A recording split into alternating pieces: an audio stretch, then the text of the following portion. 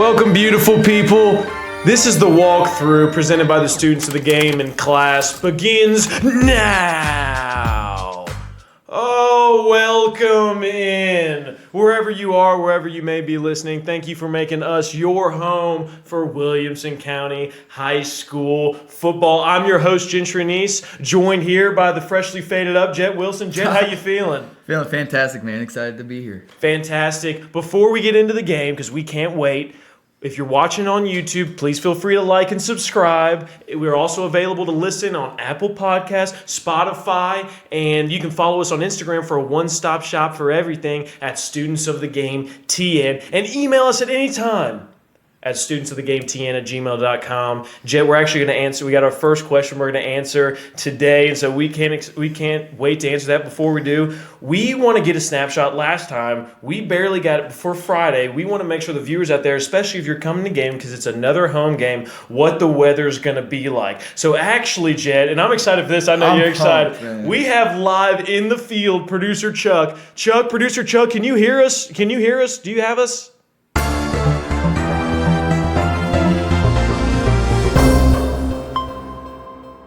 Thank you, gentlemen. Producer Chuck, also known as meteorologist Charlie Neese, actually here at one of my real estate listings in Kingston Springs, but that's not what we're here to talk about. We're here to talk about the Franklin Admiral football forecast. So let's take a look at it. Now, this is a Tuesday, recording for Friday, but what it looks like right now is what will become Hurricane Helene will be hitting the Gulf Coast on Thursday. And then as it pushes up to the north after it hits, we're going to be seeing rain move into Middle Tennessee during the night, Thursday night into Friday. Waves of rainfall. Fortunately, there will be some breaks, especially the second half of the day, and hopefully one of those breaks will occur during the game, but no guarantees there. Prepare for rainfall for the game Friday night. Also, winds will be a little bit gusty. 10 to 15 miles an hour sustained, but gusts 25 to 30 miles an hour. So wind could become a challenge for the kicking and passing games, but we also know Brewer Wilson's arm is strong enough to deal with the wind. And finally, kickoff temperature around 75, only cooling down to around 71 by the end of the game. So the big theme, a little breezy, and take the rain gear and prepare for some showers. Back to you. Come on! Come on! Wow. Beautiful, thank you. I think everyone's going to turn it off after that. Yeah, exactly. They're going to want his own show. They're going to stop watching us. I think you're right. That was Shout out impressive. Producer Chuck. I know. The Danny Woodhead of producers.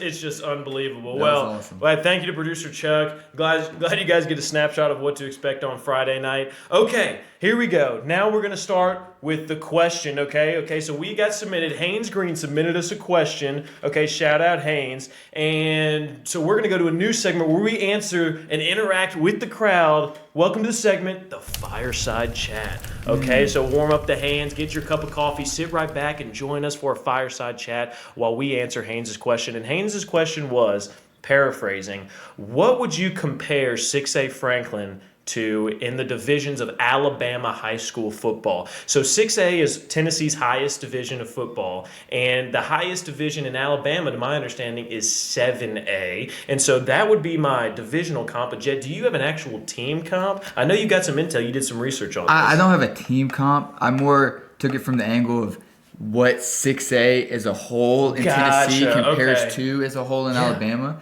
So for that question, there's a few key differences between the foundations of high school football in Alabama and Tennessee. Number one is it's illegal to recruit anywhere in Alabama. It doesn't matter if you're a private school, public school. Very different from Tennessee, as we know too well as Franklin fans. Yes, especially in the private school world. The private schools can recruit here. Yes. It's legal. Number two, private schools and public schools in Tennessee are in two different districts, two different regions, so they don't play each other in the playoffs. In Alabama, everyone's just in the same division, so it doesn't matter if you're public or private, you guys play together. Yeah. Key difference between Alabama and Tennessee. Last one, shout out Matt McClary, made sure I would mention this one. NIL is legal in Tennessee, where NIL for high school. For high school, okay, I did not know this news to me. NIL is illegal in Alabama for high schoolers. Gotcha. So Alabama is getting some of their players plucked up right now from other states. I know there's other states that are illegal besides Tennessee, but including Tennessee, because of money.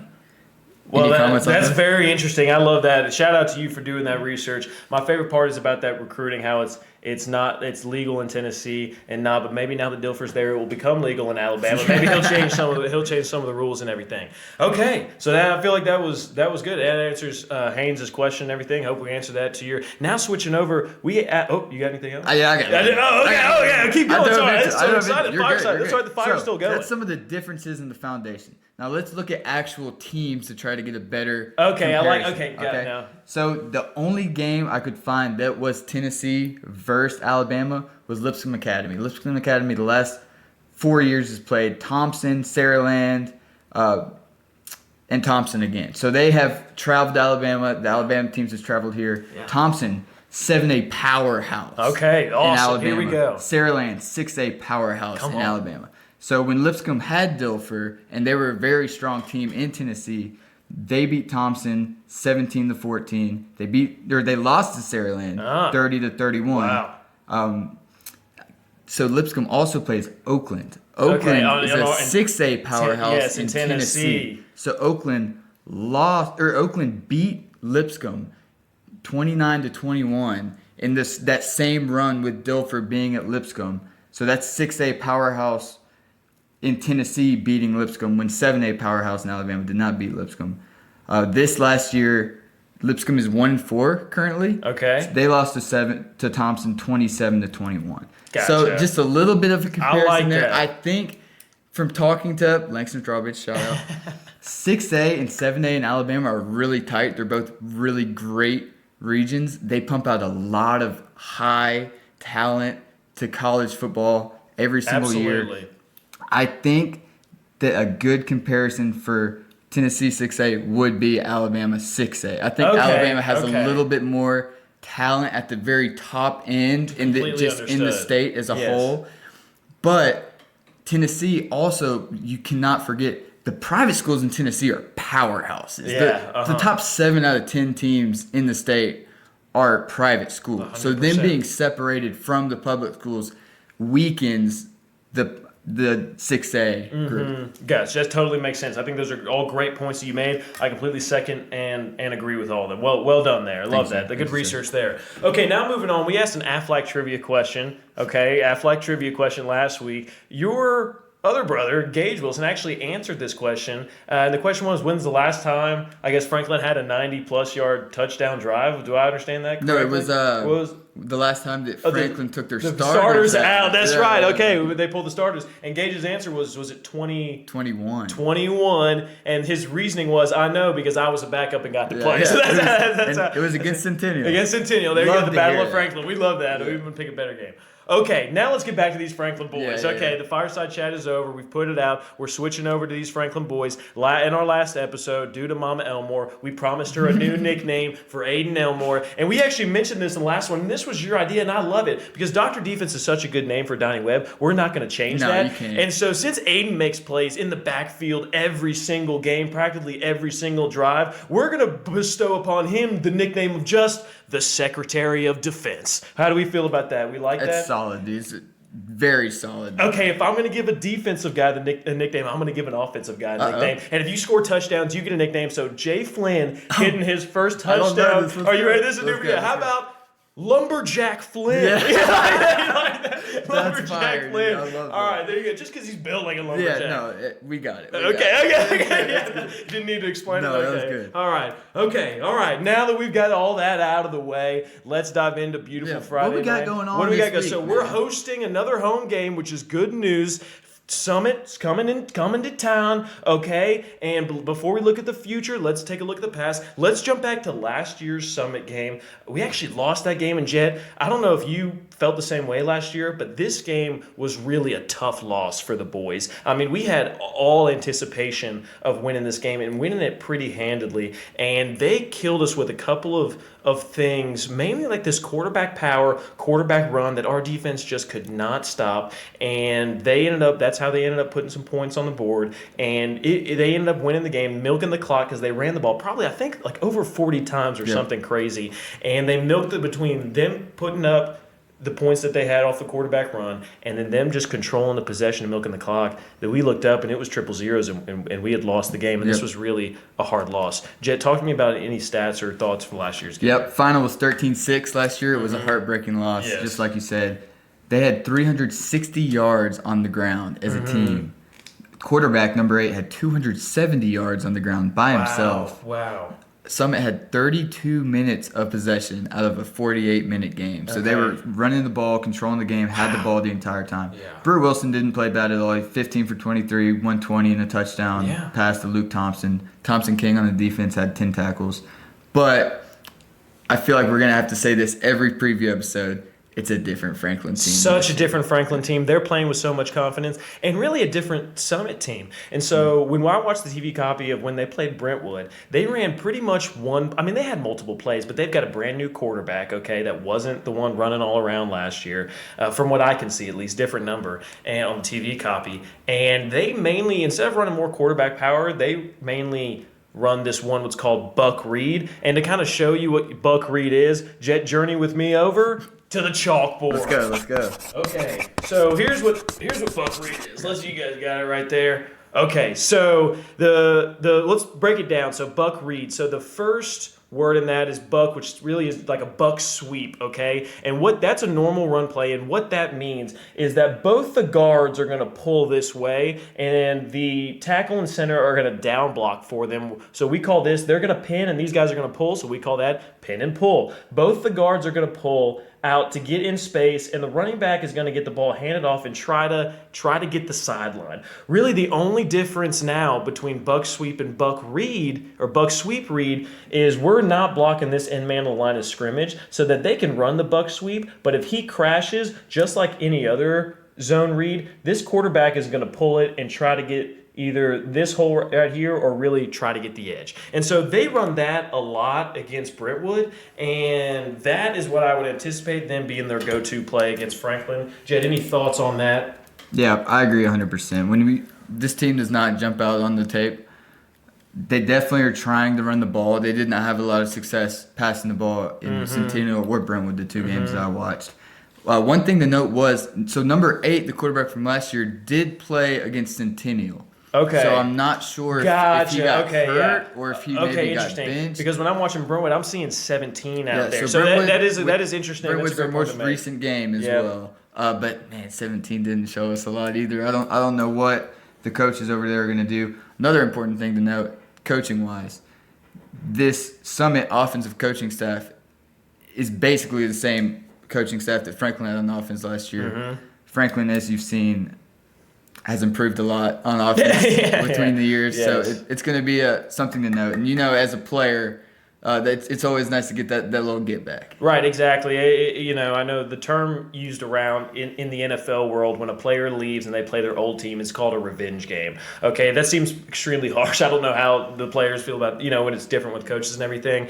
But I will say this, there is familiarity there. That's the word I think I'm going to use. There's familiarity there. And so it's always good to kind of go back and have those coaches watch you just to show them how far this team has come and how well that they're doing. And so I think that this is a big game for these boys to focus in on and really show their talents and carry the confidence over those past couple games that we've watched them really ball out into this one to be the culmination of all their work all off season since that coaching staff left. Very well said. So Jett, anything else before we get into any specific keys? Quickly from Summit's defensive side of the ball. Great. Again, not a lot of impressive things. They've let teams run all over them. Brentwood and Centennial had their way in the run game. Let up a lot of big passes, and it wasn't always stretching the ball down the field. There was a lot of getting the ball to playmakers and then breaking a couple tackles and taking a yard. So that's going to be something to keep an eye on. But the weather is going to play an impact. I think that anytime with the weather that we had on Wednesday, if you get that kind of rain, it's going to have an impact on both teams. So I think protecting the ball is going to be a huge thing for both sides. So Bill Belichick, when he was coaching the Patriots, anytime, no matter out throughout the day when it was in camp and it started raining, he ran in, canceled all the meetings, would tell the players to go in, grab their pads. They're headed out there right now, and they're doing ball security drills. Okay, so it is a big factor. If Bill Belichick is paying attention to the weather, then anybody needs to be paying attention to the weather, and that's how he treated it from a preparation standpoint. And so I couldn't agree more to that point. But I know that when I was at Franklin, Coach Cathy and Coach Webb would make sure we were prepared. They would be dunking the ball in a 5-gallon bucket or spraying with a hose. Yeah, I love that. No doubt in my mind that the coaches are going to have the boys ready to play on Friday night. I love that. And ball in the hands plus grass, to your point about Summit's defense, we have electric people with the ball in their hands, whether it be Gakko, whether it be Lucas, whether it be Luke Thompson, really is just electric. And so, and there are some I didn't name, and so including Jack Flynn and Willis Jackson, who are also great. And so I love that. Even if we're not taking deep shots, I expect still big plays from the boys. All right, Jett. I hear you got the keys. Talk to me what you got when it comes to keys to victory. I'm going to keep it simple, man. I have a key. I have a you got the key. The chain is light this week. So this is going to be a challenge for the boys, I think, more mentally than physically. I think that this is a team, top to bottom, we're more skilled than, we're more physical than. I think the key to victory this week is going to be to play to the standard. And that does not start on Friday. That starts on Monday, Tuesday, Wednesday, Thursday. Yes, completely agree. Prepare to the standard. It's not about the other team. It doesn't matter who they are. It doesn't matter who the coaches are. It doesn't matter what the weather is. You prepare to the standard, and the standard is perfection. I love that. So it's going to start in preparation. You prepare like you're playing Oakland. You prepare like it's a state championship, in and out every week. That's the standard. The boys need to stay focused on that because they watch the same tape that we saw in the video. Absolutely. They're going to go into this game confident, but this is a 6A football team 100%. with a great head coach that's been to state championships. 100%. They're going to have to prepare well and play to the standard. Absolutely. I couldn't agree more. And the way I would say it would be echoing what you said and saying, hey, go 1-0 each week, right? Focus on the task at hand, 1-0 each week, one first down at a time, one play at a time, right? Do not, and that falls back on the leadership of these boys. And actually, speaking of leadership, normally on a football team, the eyes always go to the quarterback. And I'm going to tell a quick story about Brewer. I know we talk about the greatest throwman and his talent on the field, but when we were in the stands, on one of the touchdown drives, it was the pass to Gakko for a touchdown. I was watching Brewer the whole way, and they ran off the field, and he ran to the sideline, and the offensive lineman and Gakko had to stay on to kick the extra point. And as he gets to the bench, he kind of realizes that saying that they're still out there, and he runs back all the way down the sideline after they kick the extra point. And as they're walking off to the field, he makes sure to dap up Gakko and tell all the offensive linemen, good job, and make sure that, good drive. And really, to me, and he probably does this all the time. I'm not saying this was the only time I've kind of was watching him and noticing it. That is stuff you cannot coach and you cannot teach. Just the leadership and intangibles. We know he's got the tangibles, but the intangibles, that's what works. That's what works in football and just in life in general, is him running back out and making sure his offensive lineman and Gakko felt the love and that he was just selfless about it and was a team player. I love seeing that from the greatest throwman. Yeah, I think it's a role that he's grown into over the years, and this year he's really taken pride in the way that he's led, and it's been fun to watch. Okay. All right. Well, Jett, any final thoughts on this game before we hop in? We continue? No, man, I'm excited. No matter the conditions. That's right. Fans keep bringing it. Fans bringing it again. Keep bringing it. If we're going to be out there in the rain, we might as well get rowdy. We might as well be. We might as well. Speaking of getting rowdy, I know the boys, they've been talking about this. We're going to go over. We've texted Lance Cook. He's been in the know. Well, ladies and gentlemen, welcome back to Good Comp, Bad Comp. Here we go, baby. I'm cheering for Lance this week. I'm cheering for Lance. Hopefully, he went 0-1 last week. He's 0-1. Okay. But hey, like we said, one first down at a time, one game at a time. So as we said in the last one, we gave him and sent him a mini scouting report on Mr. Sean Gakko himself. So Jett, I know you're the decision maker here. Here's what Lance said. Lance said, after watching this boy, I love him. First of all, he says he loves him. We sent him his Gak's highlights. We sent him the highlights. So he saw some film. and he said, I love this. First of all, he goes, I love this man. I love this kid. He goes, he's got the quickness and smoothness of Alvin Kamara. Okay. Wait for it. But the patience and receiving ability as Mr. Le'Veon Bell. And so, Jett, good comp or bad comp? I'm going good comp. Good comp. Clap it up. Great job, Lance. He did his DD this week. I love those comparisons. The way that Gok is run has always reminded me of Le'Veon Bell. The way that he stays behind his blocks, wait for the holes to develop. When you see him visually, that doesn't remind me of Le'Veon. When it comes to his running style, absolutely. That reminds me more of Kamara. Yeah, you have the balance, both the can low receive out of the center of backfield. gravity, the big jump cuts, elusiveness, and the just balance. The smoothness. Yes, he's so smooth. I love that. So I agree. Good comp. Actually, quick story. Speaking of style, when I was talking to my wife about the good comp, bad comp segment, and Lance saying Le'Veon Bell, she had just gotten done watching the Receiver documentary on Netflix, and she goes, "Really? Got to me? My comp for him is George Kittle." I said, "Oh no!"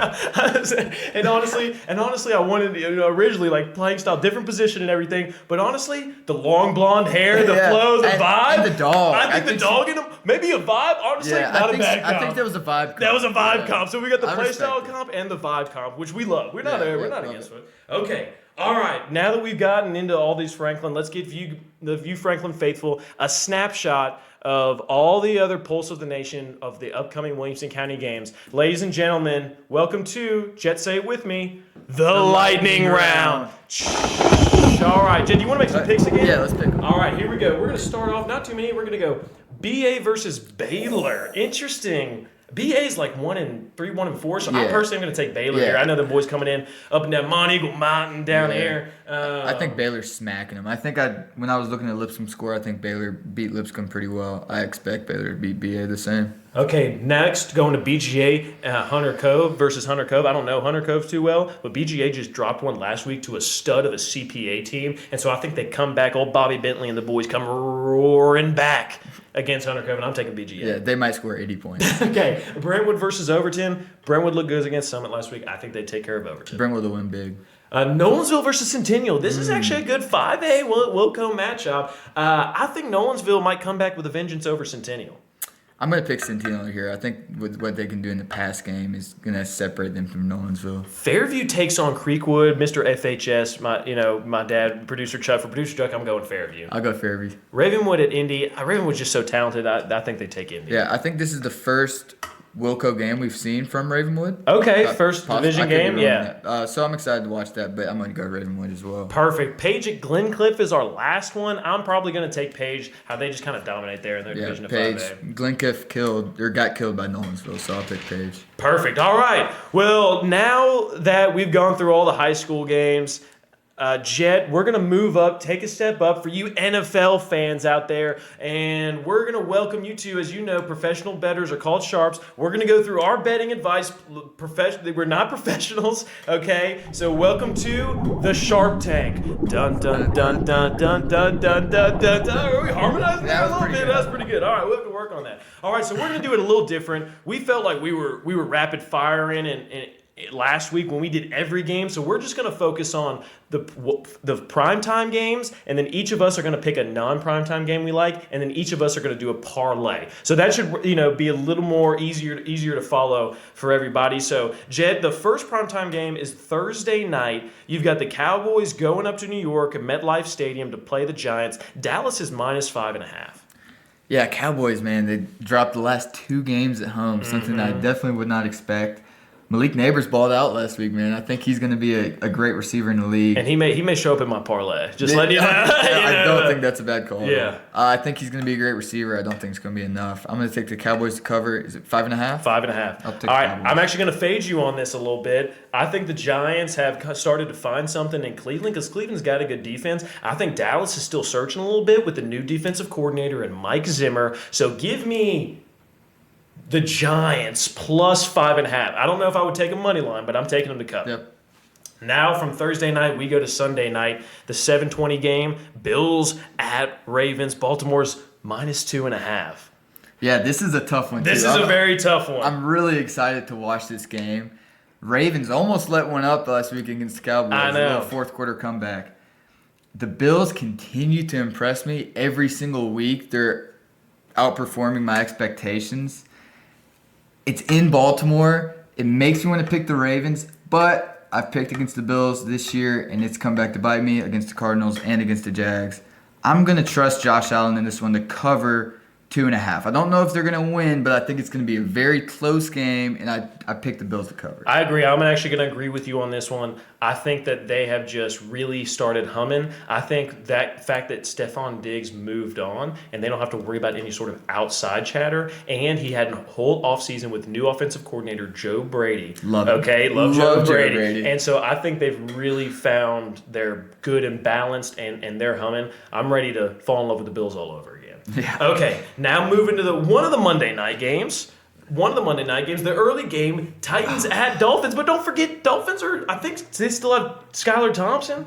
No, he got hurt. Oh, he got hurt, but no, they have Tim Boyle. Is that who it is? Someone at work told me today that it was the guy from the Ravens. Huntley? Okay, but it might be Boyle. I don't know. Okay, anyway, they got it. They don't either have way, to. Either way, they're on the third string quarterback. Titans are -1.5.